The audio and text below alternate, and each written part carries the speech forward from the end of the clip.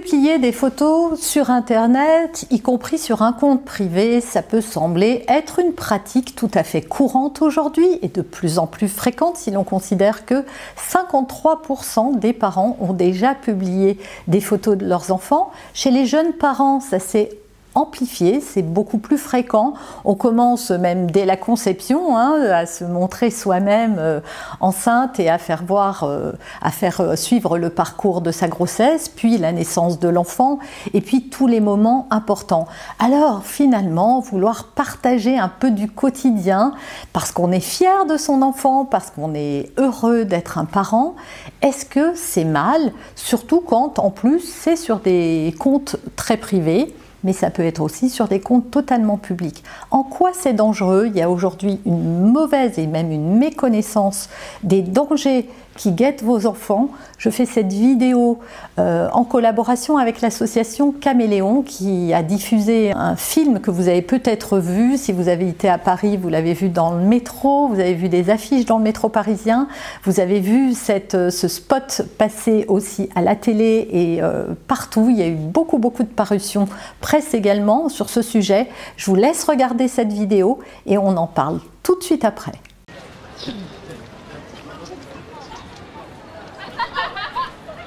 Bonjour. Tenez, je vous donne une photo de ma fille, elle s'appelle Lia. Ok. Et celle-là, je vous la donne. Ok, bah voilà. Si vous voulez. Tenez, je vous donne une photo de ma fille parce que je trouve qu'elle est trop mignonne. Elle devrait être mannequin, c'est vrai, hein. Oui, elle va à la gym, pas très loin, tous les mercredis à 17h. Elle adore que je la prenne en photo. Bah, elle a 6 ans, alors elle est d'accord, bien sûr. On n'habite pas très loin dans la rue. Ça, c'était son premier jour d'école. Ça, c'est à la gym, parce qu'elle va à la gym juste à côté tous les mercredis à 17h. Ça, c'est notre dernière vacances aux Canaries. Bah, ça, c'est quand elle a fait son entrée en CP, parce qu'elle va à l'école juste à côté. Vous savez, c'est l'école qui est juste au coin, là. Vous voyez où elle est, l'école? L'avenue Victor Hugo? Là, elle fait du sport. En fait, elle va à la gym tous les mercredis à 17h. D'accord. Et elle adore ça. Ah, bah, je peux vous en donner plusieurs, hein. Vous pouvez les prendre. Hein. Allez-y. Hop, bah allez-y, hein, je vous les donne.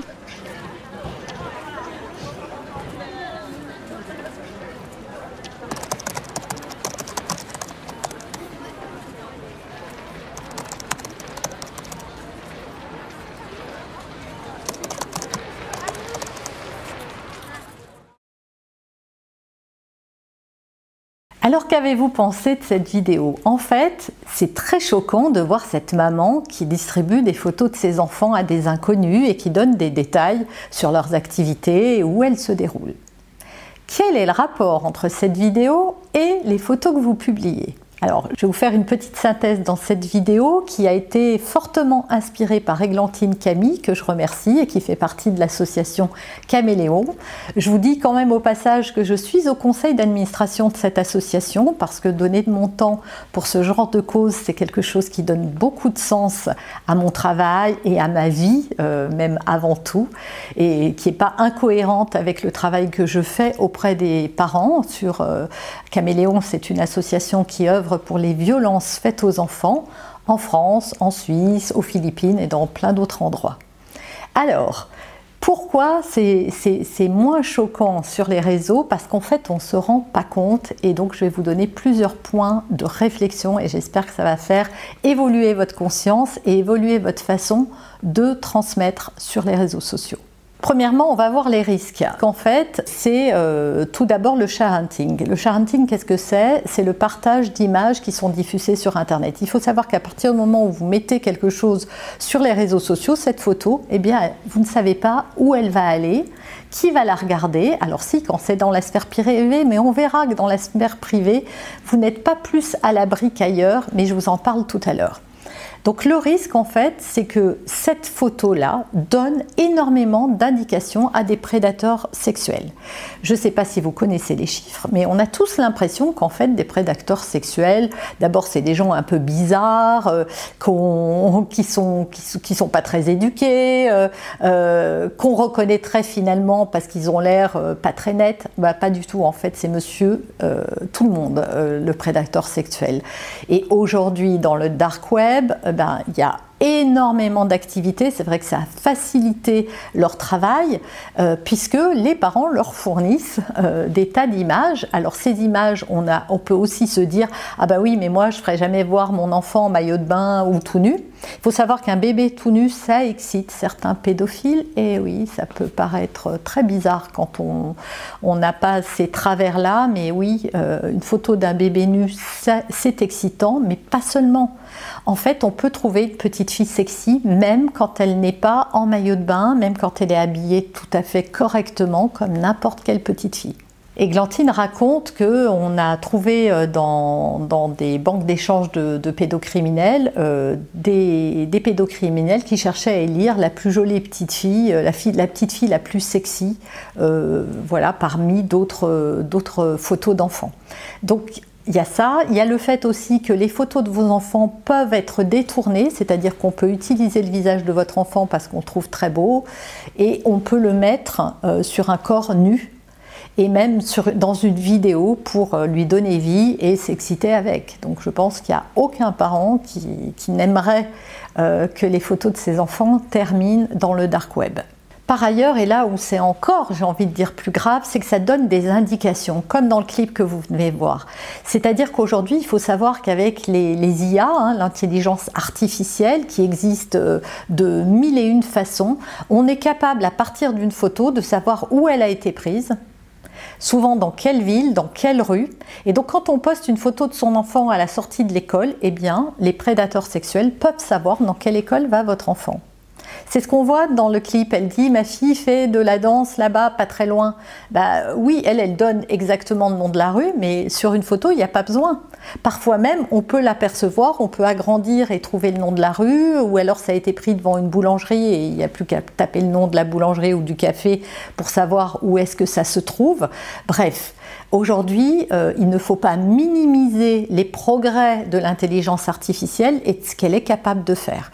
Il y a des influenceurs qui se sont fait agresser chez eux alors qu'ils n'avaient jamais donné leur adresse, simplement parce qu'à force de poster des photos, des vidéos de leur rue, de leurs activités et tout, certaines personnes sont arrivées à trouver l'adresse de la personne. Donc il faut vraiment se méfier de ça parce que ça donne beaucoup d'indications. Et on va aller encore plus loin dans les indications que ça donne. C'est que si vous publiez des photos de votre enfant qui adore la danse classique, qui adore le judo ou qui adore n'importe quoi d'autre, il faut savoir que ces prédateurs, ensuite, certains vont essayer de rentrer en contact avec vos enfants. Donc ça, c'est valable pour les enfants qui ont déjà des téléphones et des réseaux sociaux.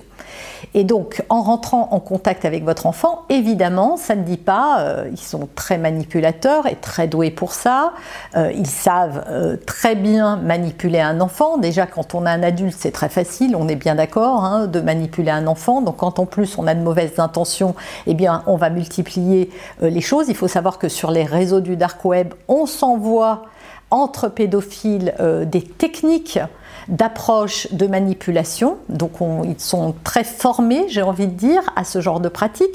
Résultat, eh bien, on va aborder l'enfant en s'intéressant à ce qui l'intéresse, ce qui va permettre de connecter et de créer du lien. C'est-à-dire que le prédateur sexuel, il n'est pas bête, hein, il n'arrive pas avec ses gros sabots en disant où est-ce que tu habites et c'est quoi le nom de ton école. Non, il se fait passer pour un copain, on discute, il utilise exactement la même communication, la même façon de parler, de s'intéresser, et donc tout doucement il tisse sa toile. En fait, il tisse une relation de confiance, et quand l'enfant est en confiance, on va commencer à lui poser des questions un peu plus personnelles jusqu'à peut-être lui donner un rendez-vous. J'ai déjà raconté cette histoire et pourtant elle est vieille. C'était bien avant l'avènement des réseaux sociaux, c'était à l'époque de Messenger. Au moment où je fais cette vidéo, ma fille aînée a 31 ans, donc ça vous dit que c'était il y a longtemps. Je pense qu'elle avait une douzaine d'années à l'époque, 12-13 ans, je ne saurais pas vous dire, ou 10 ans.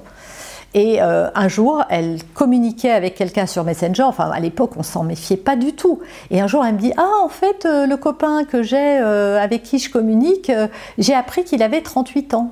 Et donc immédiatement, je l'ai mis en alerte, hein, j'étais en panique, je me suis dit « Mon Dieu !» Et il avait commencé, parce que j'ai regardé les échanges, hein, j'ai vu comment il en était arrivé à, au début, lui parler de centre d'intérêt. Ah oui, toi t'écoutes ça, ben moi j'aime bien Laurie aussi, j'adore sa musique, gna gna gna. Et de fil en aiguille, heureusement, Dieu merci, elle n'avait donné aucune information personnelle, parce que c'est juste à ce moment-là où il a commencé à lui dire l'âge qu'il avait et il allait commencer à lui poser des questions plus personnelles. Il avait déjà commencé, t'as quel âge, quelle couleur sont tes cheveux, etc. Et puis à un moment, il aurait peut-être demandé dans quelle école tu vas ou où est-ce que tu habites. Bref, heureusement ça s'est arrêté. Et ça, c'était il y a longtemps. Donc aujourd'hui, c'est encore plus facile d'atteindre nos enfants, quoi que vous en pensiez. Je sais qu'on ne se méfie pas assez. Alors bien sûr, il ne faut pas commencer à rentrer dans une psychose, évidemment, mais soyez quand même prudents et il faut juste être, je vous donne les solutions, je vais vous les donner à la fin de cette vidéo, mais il faut quand même être conscient des dangers qui guettent vos enfants. Quant à ceux qui me diraient, oui, mais moi, je ne poste que sur des réseaux privés, mais comment voulez-vous savoir si vous n'avez pas des prédateurs sexuels autour de vous ? Il faut savoir quand même un chiffre qui donne la chair de poule, c'est que la plupart des enfants qui sont agressés sexuellement le sont dans le cadre de leur entourage. Ce sont des amis de la famille, parfois même des papas. Voilà, ça peut être quelqu'un de très très proche de vous en fait, mais vous ne le savez pas. Donc poster des photos de vos enfants, c'est permettre à un prédateur de peut-être l'utiliser pour la transmettre à d'autres personnes sur le dark web par exemple. Croire que parce qu'on en a parlé à son enfant, parce qu'on lui a dit, on l'a averti des dangers, ça va bien se passer, là aussi, ne croyez pas ça. Votre enfant au cerveau immature n'est pas en capacité, de détecter un prédateur sexuel. Voilà, absolument pas. Ils ont des idées d'enfants qui sont plutôt saugrenues et qui font qu'ils s'arrêtent à des détails qui n'ont aucune importance parce que les prédateurs sexuels savent très bien comment se faire passer pour un enfant. Donc l'enfant n'est pas en capacité de savoir que cette personne-là n'est pas un enfant qui est en train de communiquer avec lui. Et évidemment, quand on est prédateur sexuel, on va dans tous les trucs où il y a des enfants. Évidemment. Et oui, on va aller chasser sur des terrains où il y a déjà des proies faciles. Donc c'est comme ça qu'on retrouve des prédateurs sexuels sur les jeux en ligne, sur les réseaux sociaux évidemment, partout où il y a des jeunes. Par ailleurs, même si votre enfant reçoit des choses bizarres de la part de quelqu'un, la plupart du temps, dans les études qui sont faites, les enfants ne parlent pas pour plusieurs raisons. La première, c'est qu'ils ont peur, qu'on leur dise que c'est de leur faute par exemple. Ils ont peur également qu'à cause de ça, on bannisse les réseaux sociaux, les jeux en ligne et qu'on leur dise de plus jamais y aller. Ils ont peur aussi qu'on dise que c'est de leur faute et qu'ils ont peut-être provoqué ça. Résultat, souvent, il y a du mutisme et ils finissent par se taire et ne rien dire. Et malheureusement, ça ne fait qu'aider le prédateur à tisser sa toile un peu plus encore. Alors qu'il faut savoir que depuis le mois de février 2024, il y a une loi qui protège vos enfants et qui protège justement la diffusion des images de vos enfants. Et d'ailleurs, ils pourront, à leur majorité, vous faire même un procès pour faire retirer certaines images. Le but n'est pas d'en arriver là et de se fâcher avec vos enfants, mais quand le législateur vient mettre quelque chose en place, c'est qu'il y a véritablement des dangers auxquels vos enfants sont exposés. Diffuser l'image de son enfant, ça n'est pas anodin, même si encore une fois, je ne cherche pas à vous culpabiliser, je sais très bien que parce que vous êtes fiers, vous avez envie de partager des photos de vos petits loulous ou des moments de votre vie avec eux. C'est tout à fait normal et tout à fait humain. Néanmoins, il faut juste être conscient de ce que l'on fait au moment où on le fait. Parce que tant qu'on n'en est pas conscient, c'est comme quand j'étais petite, on fumait dans les voitures et on ne se rendait pas compte de l'impact que ça avait. Aujourd'hui, on le sait, du coup, on ne le fait plus. Alors les solutions pour ça, déjà moi je dis floutez le visage de vos enfants ou vous prenez des photos quand ils sont de dos. Finalement vous voulez partager un moment de la vie de votre enfant, on n'est pas obligé de le voir véritablement. Il suffit de savoir qu'il est là. Beaucoup de parents, vous l'avez vu, mettre un smiley sur le visage de leurs enfants, floutent ou prennent de dos, de profil ou de trois quarts. Comme ça, ça évite ça. Évitez aussi les photos en maillot de bain, en train de manger une glace ou une sucette, nu ou torse nu, dans des tenues très légères, voilà.